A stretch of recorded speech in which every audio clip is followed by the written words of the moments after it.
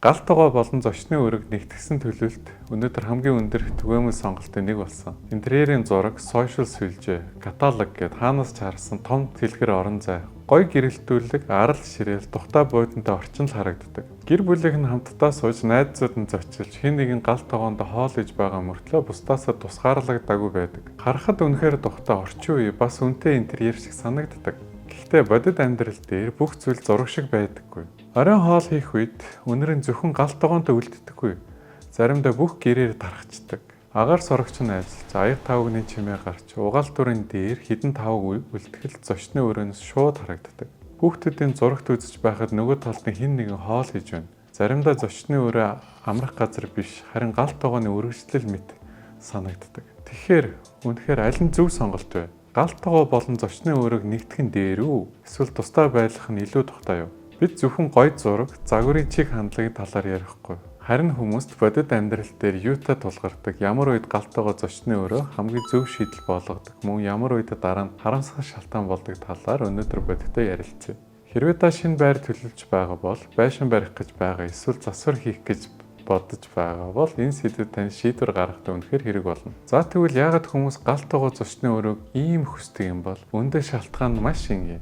Юуны өмнө ийм төлөлтөй байшин эсвэл байр илүү том цэлгэр харагддаг. Ханыг аваад нэг орон цай болгочхоор гэрэл ихтэй ууж болсон мэдрэмж төрдөг. Дээрээс нь зураг, төсөл, шоуруунд харагдах үнэхээр гоё харагддаг шүү. Орчин үеийн загварлаг үнэтэй интерьер шиг л санагдана. Мөн зочин хүлээж авахд их тухтай. Нэг хүн галт тогоонд хоол хийж байхад бусдын зочны өрөөнд сууж л байдаг. Бүгд хамтдаа ярилцж чадна. Хоол хийж байгаа хүн ч гэсэн гэр бүл найз нөхдөсөө тусгаарлагдахгүй. Энэ бүхнийг харахаар галт тогоо зочны өрөө хамгийн зөв шийдэл юм шиг. Гэхдээ энд нэг зүйлийг хүмүүс ихэвчлэн мартдаг.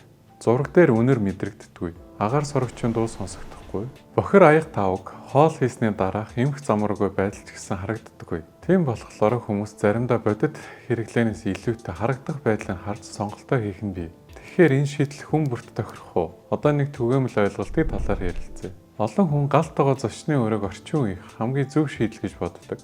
Тэгээ үнэндээ хүн бүрт тохирох ганцхан зөв төлөлт гэж байдаг. Яагаад гэвэл гэр бүлийн амьдралын хэв маяг өөр байдаг. Зарим айл гэртээ бараг хоол хийдэггүй. Өглөө кофе ууж, оройдоо хөнгөн хоол идээд өнгөрөх нь бий. Ийм тохиолдолд галт тогоо зочны өрөө маш тухтай практик шийдэл байж болно. Зарим айл өдөр бүр хоол идэг. Мах шаран шүл буцалган олон хүний хоол бэлдэнэ.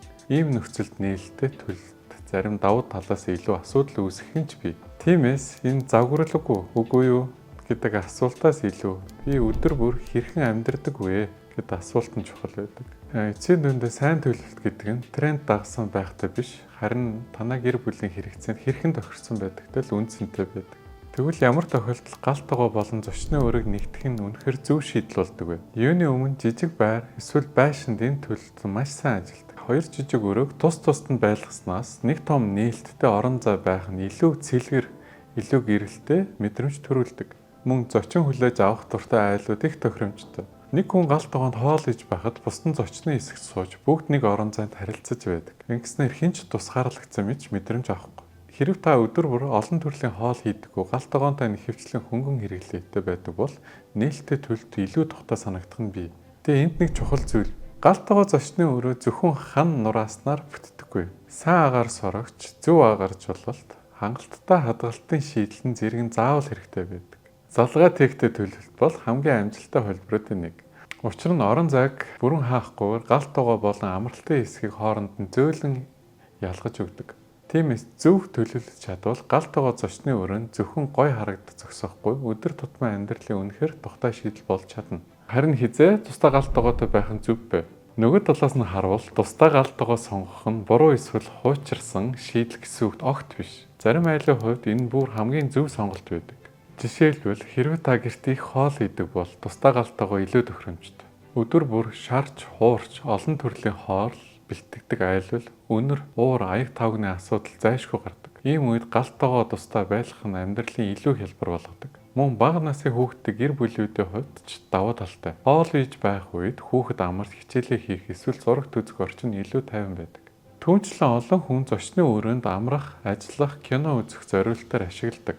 Харин галт тогоонд бол үргэлж ямар нэгэн хөдөлгөөн өрнөж байдаг. Ус урсан аяг тавг дуурна, техникч ажиллана. Зарим үед энэ төвөг болж эхэлдэг. Өөр нэгэн бодит асуудал бол цэвэрлэгээ.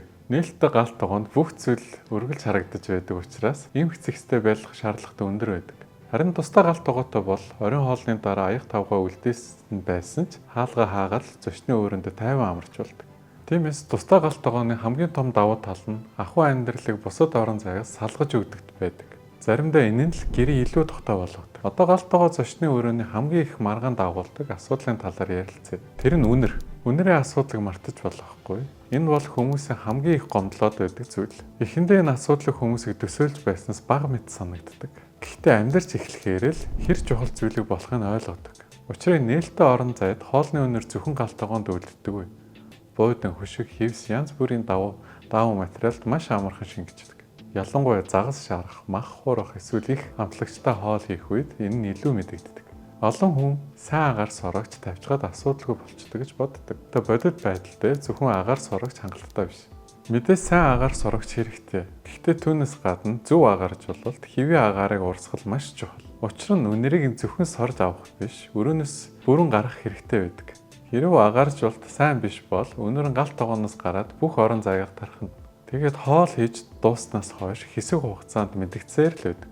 Тиймээс галт тогоо зочны өрөө төлөвлөж байгаа бол зөвхөн интерьерийн харагдах байдлыг биш, инженерийн шийдлэгч бас сайтар бодох хэрэгтэй. Үгүй бол хамгийн түрүүнд танд төв болох зүйл нь үнэр байх магадлалтай. Үүнээс гадна хүмүүсийн дараа нь анзаардаг өөр нэг зүйл бол дуу чимээ байдаг. Учир нь галт тогоо болон зочны өрөө хоёр үндсэндээ өөр зориулттой орон зай юм. Галт тогоонд үргэлж ямар нэгэн хөдөлгөөн өрнөж байдаг. Ус урсан, аяг тавг дуурна, хөрөгч ажиллана, агаар сорогч асна, заримдаа аяг тавг угаагч машин ажиллаж байдаг. Харин зочны өрөө бол эсрэгээр амрах зориулттой орон зай. Хүмүүс тэнд кино үздэг, ном уншдаг, ажилдаг, эсвэл зүгээр л тайван сууж амардаг.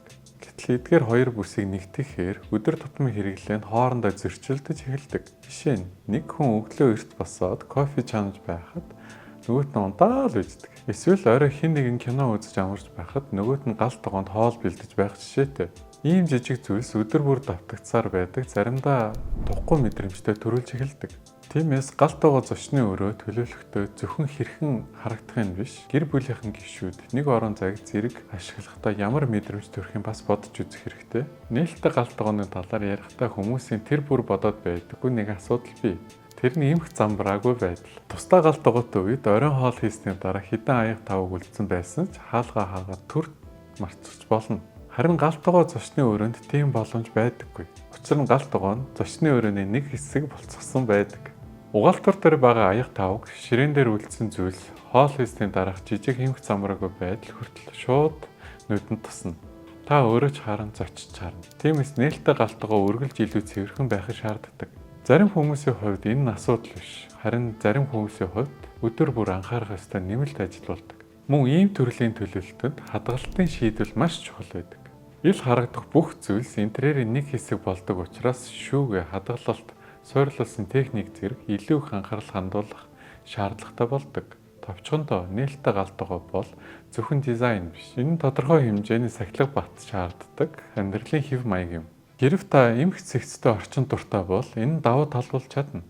Харин бүх зүйл төгс байх албагүй гэж үздэг бол заримдаа бага зэрэг төвөгтэй санагдаж магадгүй. Өөр нэг төгөөмөл алдаа бол хүмүүс галт тогоо болон зочны өрөө нэгтгэдэг мөртлөө бүслэл хийхээ мартдаг явдал юм.